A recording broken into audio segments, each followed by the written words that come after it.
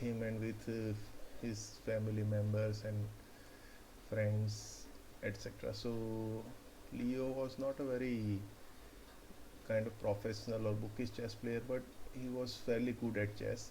So let's have a look at this game. So Lebedev began with move d4, close opening, then d5, c4, d takes c4, queen's gambit accepted by Leo, and this move bishop g4 is a very famous line by Bent Larsen. It was very popular, but like in 1970s and after it, this line is not played that often, maybe because there are some weaknesses. Let's look at the game. Queen b3. So here threat is queen is going to take pawn on b7, so maybe there are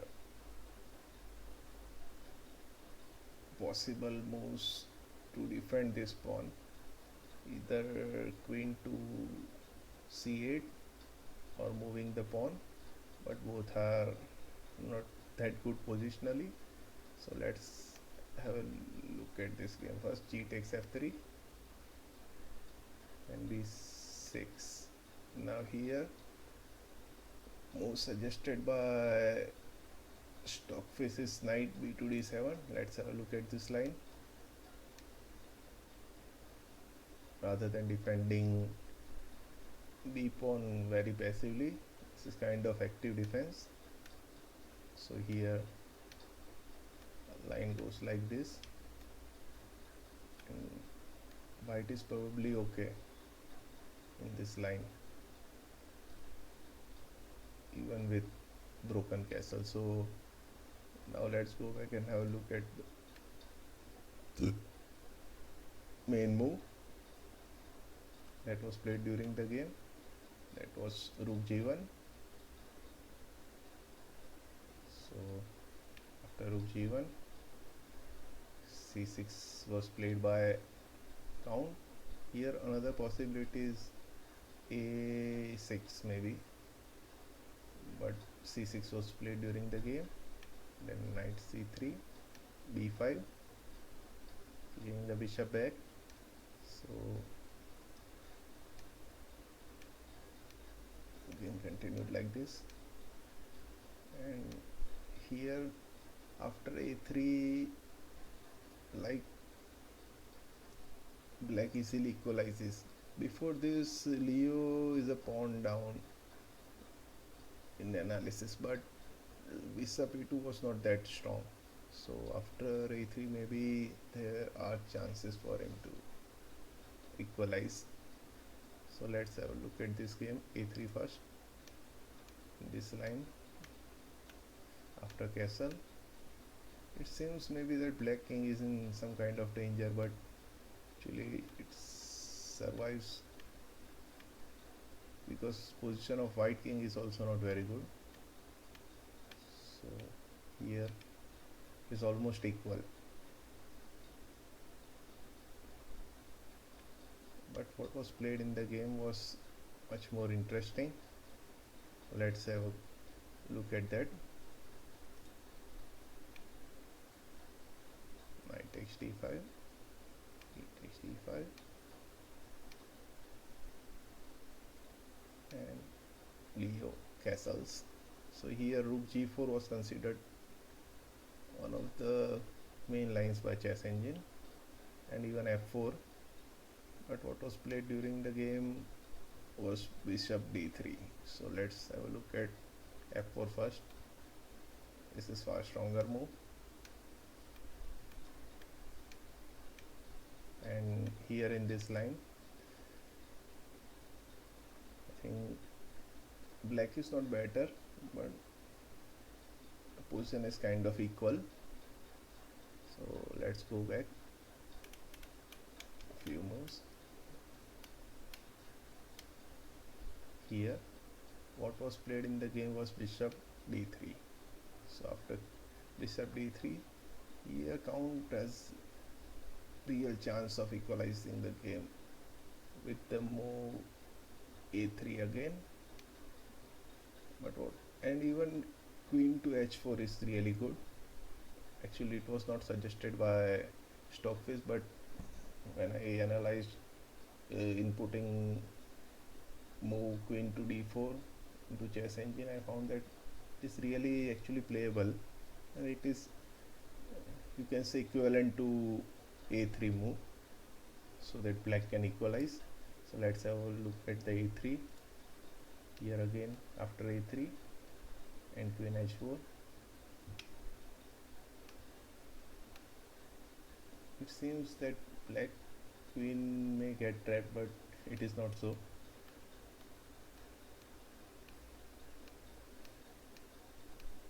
So here maybe a repetition is also possible.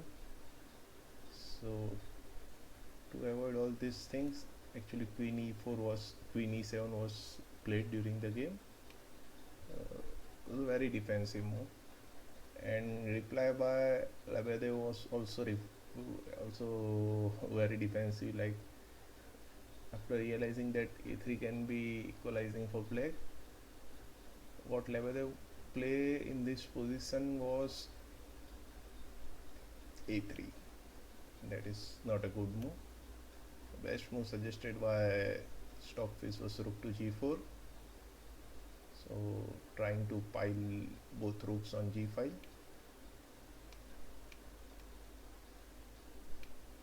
This line suggested by Stockfish is really good for white, but actually what was played in the game was move a3. After a3, black has two responses. Like queen h4 here is really good, because white is ignoring his possible attacks on king's side, so it is really possible to move queen to h4 and launch an attack on white king. But what count played was a very intuitive sacrifice. So let's have a look at this move queen h4 first. Here after queen h4, rook g4, queen h3, rook g3, queen h4, rook g4. This maybe is equal. In no way black is worse here. But what count played was really very aggressive. Let's have a look at that sacrifice. Bishop takes e5. So here a piece sacrificed by Leo Tolstoy was not liked by chess engine very much. Stockfish says that this position is not really very good for black, and with proper defense, even though white's king is in the center, white can survive and eventually win the game. So here basically white has a bishop pair against black's very passive inactive knight on b8, and rooks also are not connected, so black's position is not really very hot here. So after queen takes h2, it was really, here what count missed was a counter sacrifice. So all these moves are played are really very good and very optimal. After king e2, check, counter check, and here actually Lebedev missed a very good opportunity to win the game. Here bishop h6 is almost winning, because here there is a very forcing line suggested by Stockfish. Instead of giving this check by queen on c3, let's have a look at this bishop h6 line. So here it is actually forced, because after the check by queen on c3, there is no proper defense. So this queen takes h is forced move.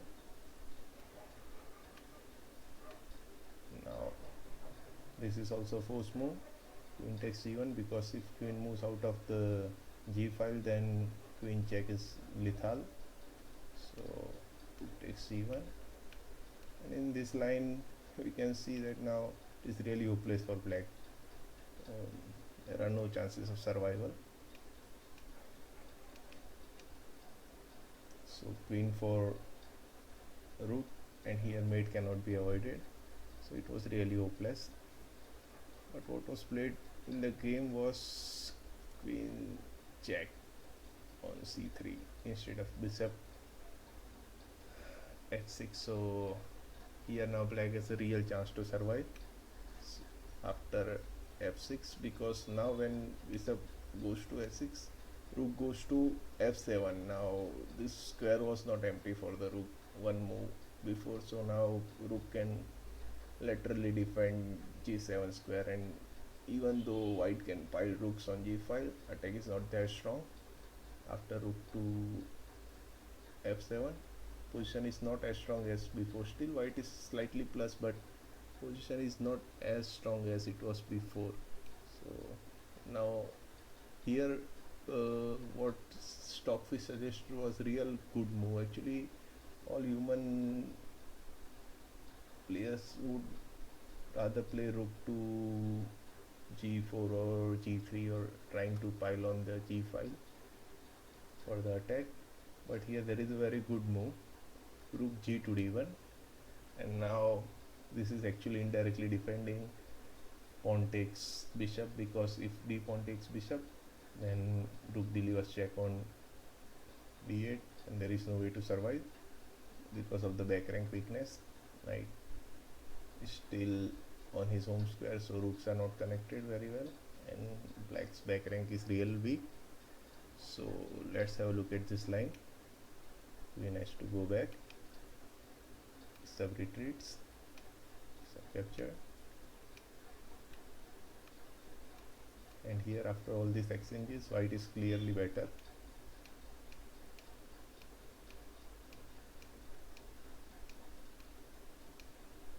This is really very forcing line, so not much to calculate.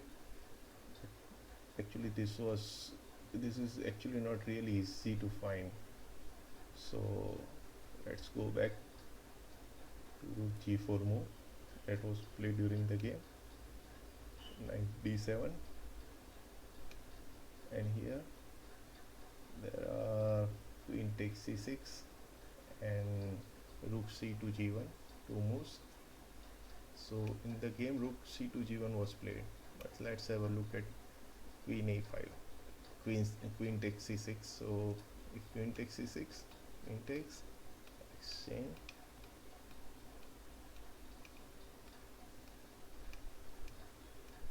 and in this line probably it is equal,